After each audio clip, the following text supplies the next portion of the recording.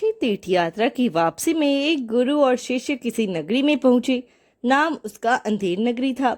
शिष्य बाजार में सौदा खरीदने निकला तो वहां हर चीज एक ही भाव। सब धान 22 पसेरी, भाजी टकासेर और खाजा भी टकासेर। शिष्य और चीजें खरीदने के झंझट में क्यों पड़ता।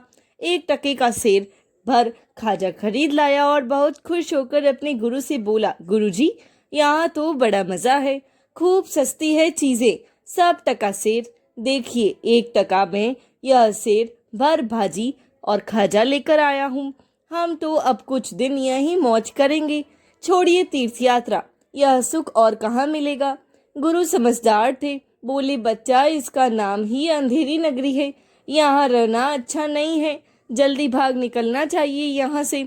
वैसे भी साधु का एक ठिकाने पर जमना अच्छा नहीं होता। कहा, ही साधु, रमता भला पानी बहुत भला। पर शिष्य को गुरु की बात नहीं भाई। बोला, अपने राम तो यहाँ कुछ दिन जरूर रुकेंगे। गुरु को शिष्य को अकेले छोड़ जाना उचित नहीं लगा। बोले, अच्छा रहो, और कुछ दिन जो होगा भुगता जाएगा। अब तक शिष्य अंधेर नगरी का सस्ता माल खा खा कर खूब मोटा हो गया। उन्हीं दिनों एक खूनी को फांसी की सजा हुई थी, पर वह अपराधी बहुत दुबला पतला था। फांसी का फंदा उसके गले में ढीला था। इस समस्या से निजात पाने के लिए राजा ने कहा कि जिसकी गर्दन मोटी हो उसे ही फांसी लगा दो। अंधेरी नगरी ही जो ठहरी। हाकिम ने सिपाहियों को हुक्म दिया कि जो मोटा आदमी सामने मिल जाए उसी को फांसी लगा दो। एक खून के बदले में किसी एक को फांसी होनी चाहिए, इसकी हो या उसकी, किसी भी हो, जीव के बदले जीव। सिपाही मोटा व्यक्ति खोजने चले तो वह मोटा शिष्य सामने पड़ा। वह हलवाई के यहाँ खाजा खरीदने रहा था। सिपाही उसे ही पकड़कर ले चले।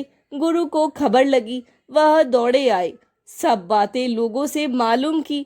एक बार तो उनके मन में आया कि इसे अपनी बेवकूफ़ी का भला फल तो भोगने दे, पर गुरु का हृदय बड़ा दयालु था। सोचा, जीता रहेगा तो आगे समझ जाएगा। सिपाहियों के पास जाकर बोले, इस वक्त फांसी चढ़ने का हक तो मेरा है, इसका नहीं। क्यों? इस वक्त कुछ घंटों के मुहूर्त में फांसी चढ़कर मरने वाला सीधा स्वर्ग जाएगा। शास्त्र में गुरु के पहले शिष्य को स्वर्ग जाने का अधिकार नहीं है। शिष्य गुरु की चाल समझ गया, चिल्ला उठा, नहीं गुरुजी, मैं ही जाऊंगा। सिपाहियों ने मुझे पकड़ा है, आपको पकड़ा होता तो आप जाते। इसी एक बात पर दोनों ने परस्पर झगड़ना शुरू कर दिया।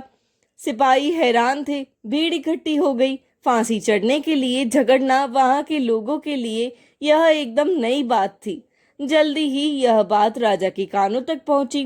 राजा ने कहा, यदि ऐसा मुहूर्त है तो सबसे पहले अधिकार तो राजा का ही होता है और उसके बाद क्रम उसके उत्तराधिकारी को होता है।